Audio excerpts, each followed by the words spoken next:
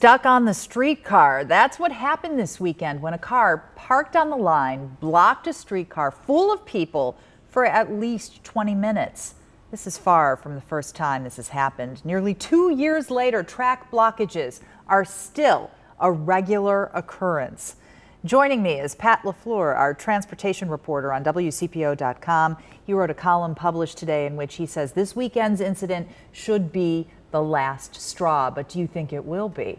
No. No. No, it won't Okay. be. This is a problem that the streetcar has been struggling with from the very beginning. Mm-hmm. There have been hundreds and hundreds, almost 1,000 instances of the streetcar being blocked for 2 minutes or more. That's kind of the standard that they use. But this was 20 minutes, and people were stuck on the vehicle because they couldn't be exited from the vehicle for safety reasons. And then people were waiting. Yes. Yeah, for the streetcar to come around to them. So what's the fine structure, Pat? So if you're cited, which doesn't happen that often, a lot of people are issued warnings instead of an actual citation. But if you are cited, you'll have to pay the city $50 and go on your merry way. $50. Mm-hmm.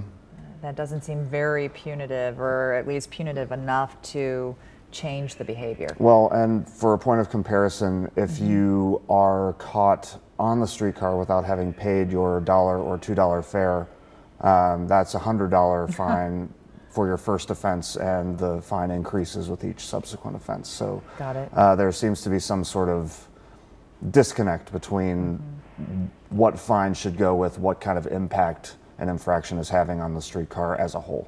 So we're talking about a 20-minute delay. Why not call in a tow truck and get the vehicle out of there? Well, that's the question that our extensive reporting on this issue has not found an answer to. I don't have a solid number of how many times a tow truck has been used, but the fact that that number isn't readily available to me suggests that it doesn't happen very often. From anecdotally, what I've heard most is that enforcement officers will find the vehicle parked on the streetcar tracks and go try to track down the driver rather than having the car towed.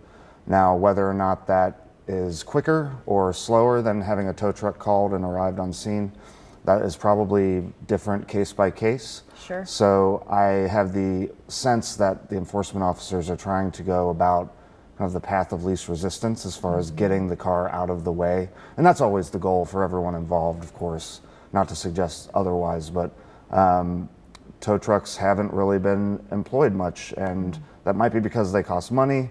It might be because it's more of a hassle than people want to have to deal with. All right, Pat LaFleur, thank you. So the question remains, will there be a will to fine and fine greater?